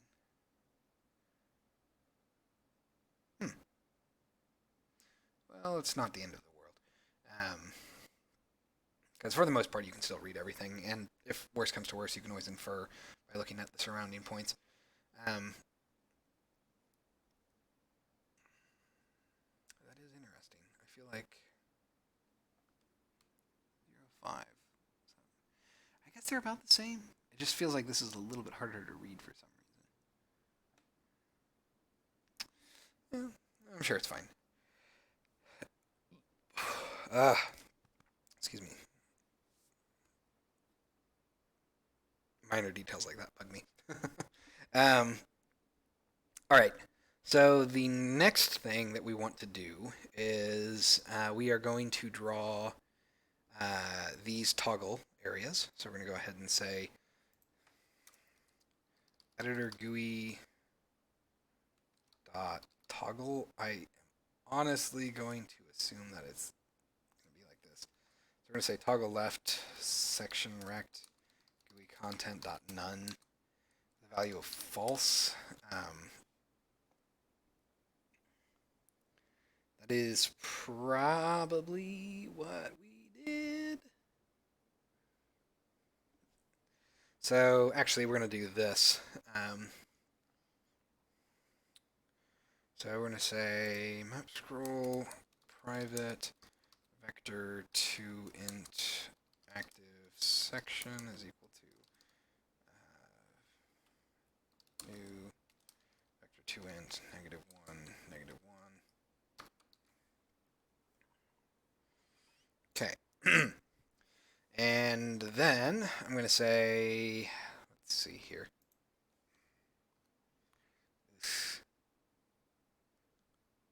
Oh boy. Right. Cool. So we're going to say editor GUI dot begin change check. We're going to try to do this. And then we're going to say if editor GUI dot end change check.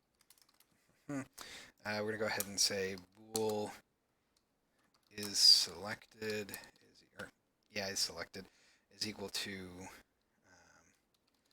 active section is equal to active section dot x is equal to j and active section dot y is equal to I. So if that's the case, then we're going to go ahead and say is selected is equal to that. And then we're just going to say if is selected, is selected, we're going to say active selection or active section is equal to new. This, that's going to be j and I, else active section is equal to new to it -1 -1. Okay, and once we have that, we'll be able to call reinitialize active section, I guess. So private void refresh active section. Refresh active section. And all that's going to do right now is just debug.log what the active section is. Pretty straightforward there. But in theory, that should be all I need to do to actually set up selection of the section that you want to inspect. I also think with this tool, by the way, that we could probably get walls being drawn on here, so it'll be easy to see which one has walls. Okay. So with this, we can click. Interesting.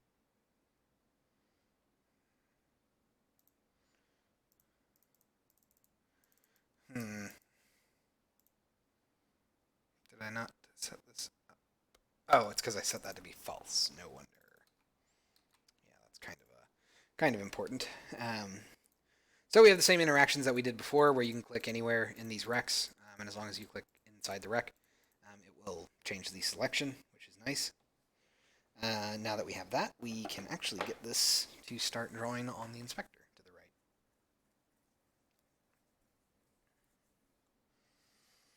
Okay, so now you can see that only one of them can be selected at a time. If we uncheck, nothing will show up. As a nice bonus, because I initialize it at -1 -1, we don't have this top left one selected by default. like the old tool did, even though that it didn't actually show anything over here because you would have to reselect it again. So that's already a workflow improvement. Nice. So the next thing we want to do is draw all of our fields for our section over here. So we're going to need to come over to here.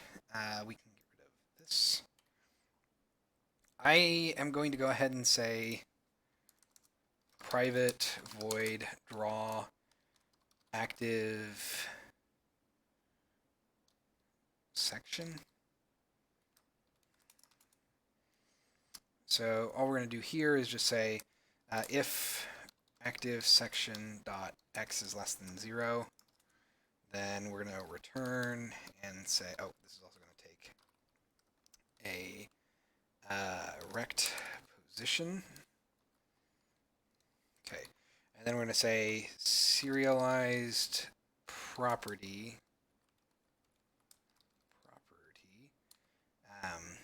section is equal to layout object dot find property. This is going to be super fun, by the way. So I need rows. I'm going to find rows dot get array element at index, and this is going to be active section dot y, then dot find property relative dot get array element at index active section dot x. This is going to be rows, peek that, elements. Okay. And actually, before we do that, we're just going to go ahead and come down to here and put that there. No reason to get that property if we're just going to immediately return that. So we're going to go ahead and say editor GUI dot help box, and then we're going to go ahead and say position followed by message type of warning. Okay, and this is going to say first up we're just going to say position dot height is going to be equal to, I don't know, 200f. 100f is probably enough. Select a section to see data, or well, to adjust its values.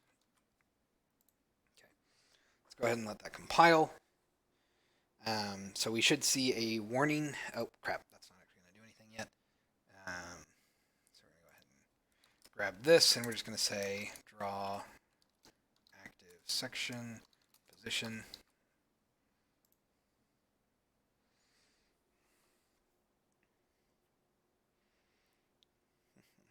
Give that a second to compile.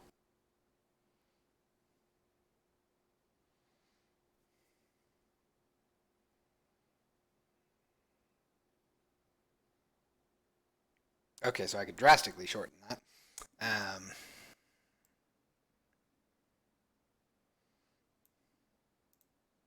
Okay, so that does go away. Ooh, that's a good question.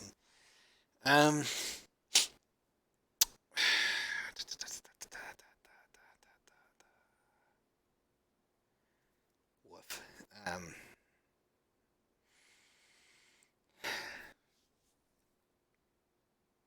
You know, I actually think I might be able to do this. Maybe. Give me a second here. I'm reasonably sure. No. Dang. Well, actually, I might be able to. Okay. Oh boy. Can I just be lazy and do it this way? Cached property drawer. Are you though? Are you sure? I am pretty sure. Also, hello, Scorpio. Welcome back. How are you doing tonight? So, I'm going to go ahead and say property drawer cache dot get property drawer, um, and I'm going to give it a type of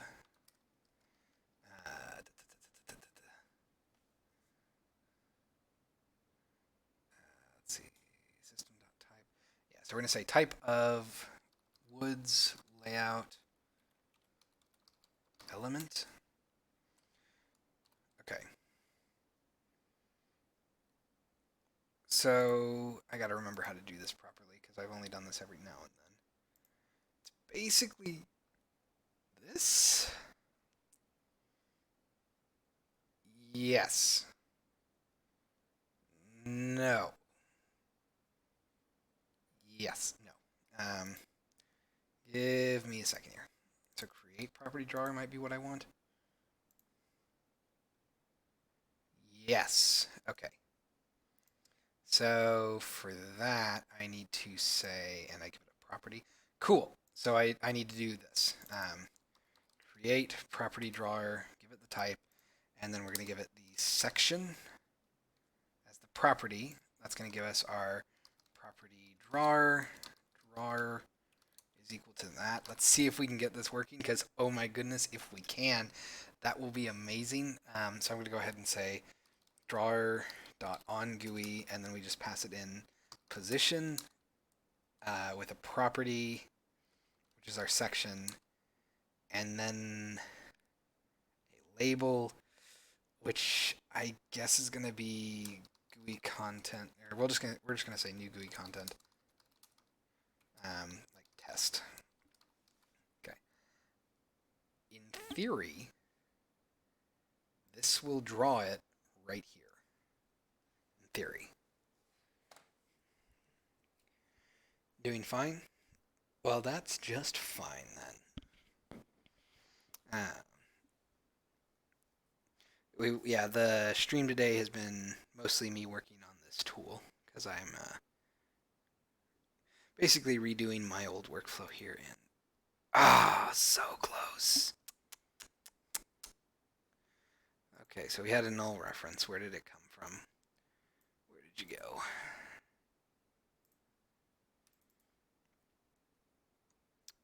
Really? A tooltip attribute problem? Should I? That's interesting.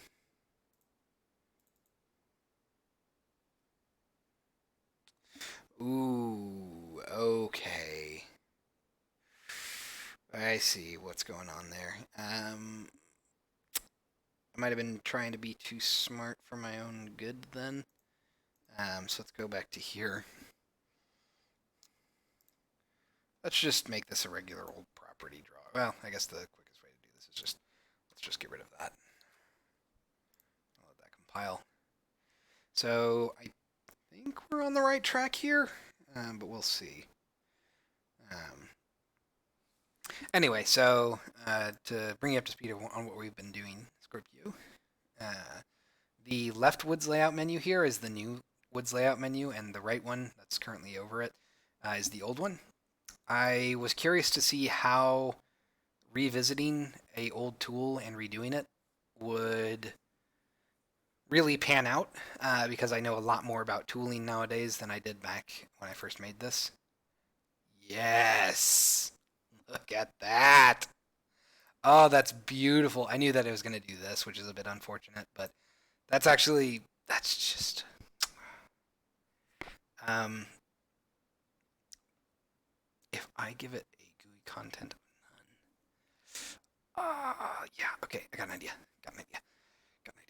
We're going to set this. So we're going to keep that, and we're going to go ahead and say if label.text does not equal, well, yeah, we're going to say if not string.format label.text, so that's incorrect because I keep wanting to say string.is null or empty label.text, which means that we don't have any content. We're going to do this, and if that is the case, then actually, standard vertical spacing, give me a second here.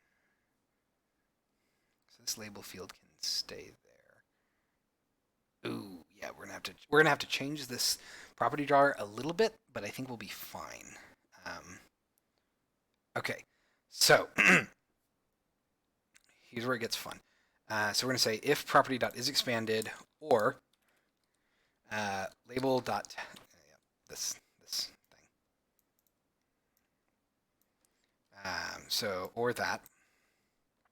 So if the label is null, that means that something else is drawing this property drawer, and we don't care about it being expanded or not. That also means that we basically want to do all of this, and then we're going to call else here, at which point we are going to just call this. Okay. Index. You got me. Which means that that needs to be put outside of it, which means it's going to go up here, which is a little awkward, but it's fine. All right. And the other thing that I need to do is I want to say string dot is null or empty, label dot text question mark 10 otherwise 11. Same thing here. We're just going to say 10 otherwise 11. And we're just going to go ahead and wrap that in a statement because I'm paranoid. Okay, I'm really interested to see if this works, and I really hope that it does. So we're going to find out.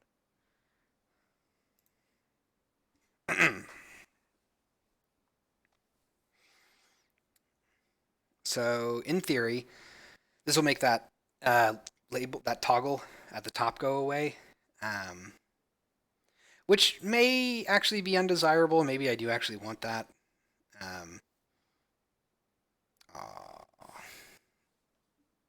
Got too smart. Object not set to a reference. Right. Oh, right. I didn't change that. Sorry. So I want this to be GUI content.none.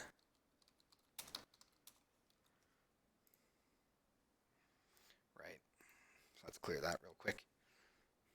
That should fix the error. Give it a second. I don't want to look at the other thing yet because if I do, it's going to freak out. So give that a second, and then boom. And now, ta-da! Okay, so I'm going to go ahead and close this. So we have a couple of problems with that, don't we? We're going to come back up to here. We still very much need this to happen here first. We don't care about anything else.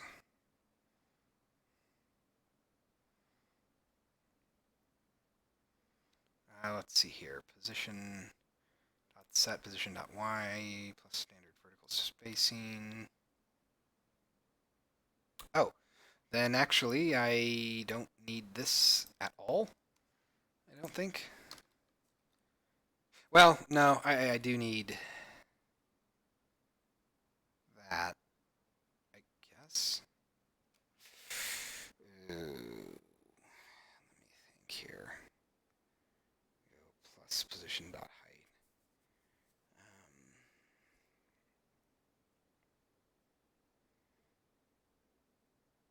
I guess I can set its height to be 0 here then.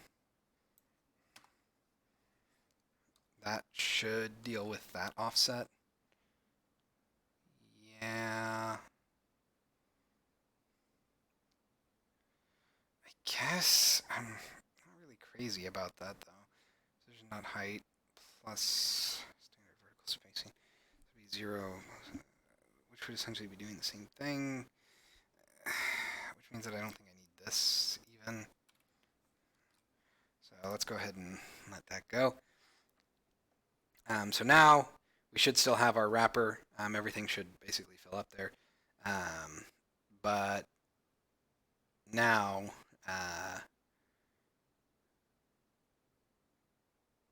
let's see.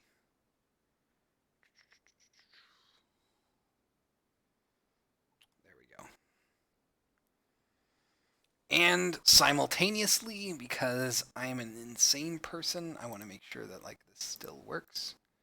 How beautiful is that? Okay. So this is now the actual field for this. So actually, this is going to be super awkward if I edit both of these at the same time. I think it will be fine. So if I adjust this top side to be trees, and then come back over to here. Oop. Oh, right. Right. Before I do any of that, I need to do something here, which is going to be, we're going to come over to, not reflection extensions, but Woods layout menu. And I am going to, when we draw a map, think. How do I want to handle this? We're going to do a couple of things. One, we are going to call layout.initialize. I'm going to do undo. Undo.record object layout. And I'm going to say initialize size, or just reinitialize. What's layout? That handles the undo support for initializing. And then down here, we have to do something a little bit funky, which is going to be layout object dot update, followed by,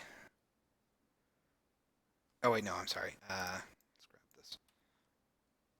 We don't want this in the map. We want this in the active section. So for this, I'm going to need to say layout object dot update, and then at the very bottom, I need to say layout object dot apply modified properties. That should allow me to actually adjust its values through the inspector. And what I want to do here also is I want to set position height, I guess, to be position dot height is equal to editor GUI dot get property height section. Pretty straightforward there. So that should basically move this this whole field up to be whatever the actual size of this is. So give me a second here. With all that recompiling, it should properly update everything, and now, oh, interesting, we have one extra field? Huh. Well, whatever. Don't really know why it has an extra field, unless for some reason, the drawer is wrong now. Whatever. So we're going to go ahead, and if I wanted to now, I can select entrance, and I should be able to change this to trees. You'll see that update. Hit that to none. Nice. So this is actually going to update everything. So now if I change this to self, you'll see all of this pops up.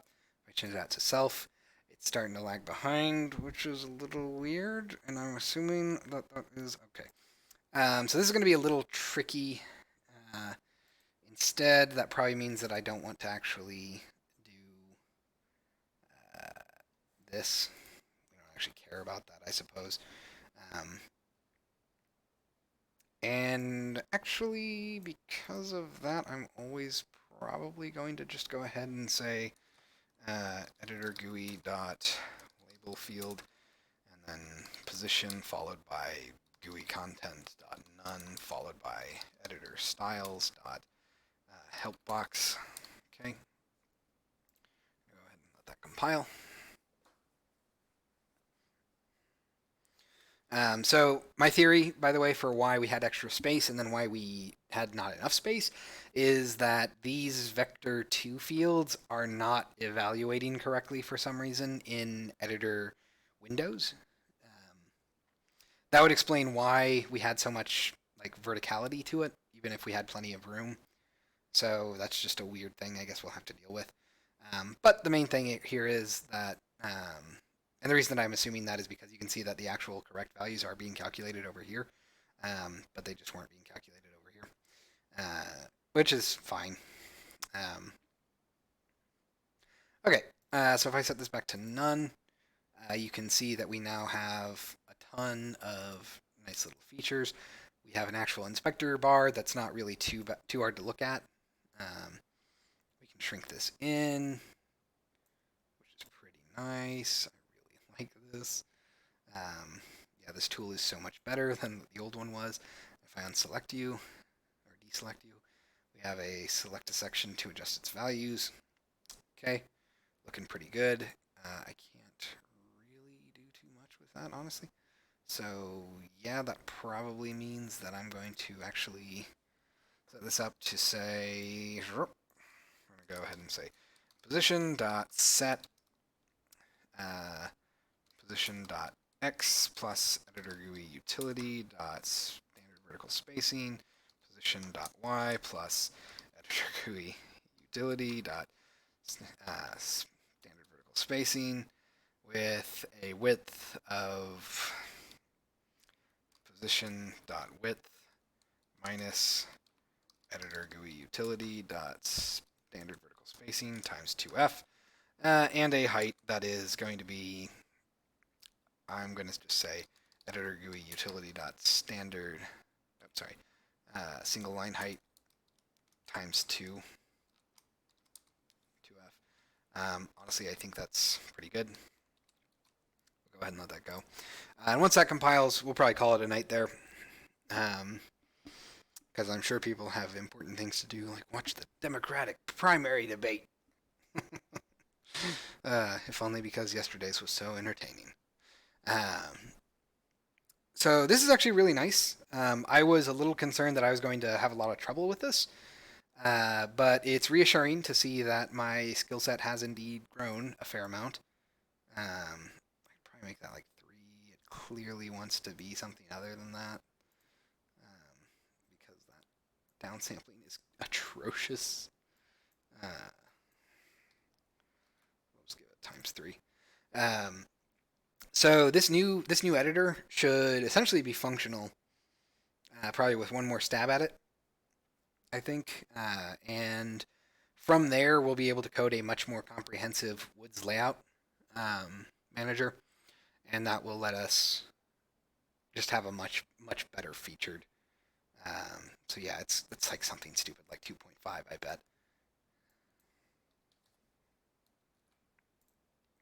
So that'll just let us have a much better feature set when we're trying to create these wood sections, or these wood layouts. So cool. I think that is a pretty good place to stop for the night. We actually got a fair amount done. I understand that it is technically retreading old ground, but it is nice to know that my skill set has evolved a fair amount. So it's just kind of nice to take a little break every now and then. Also, I'm going to change this from being a warning to being just info.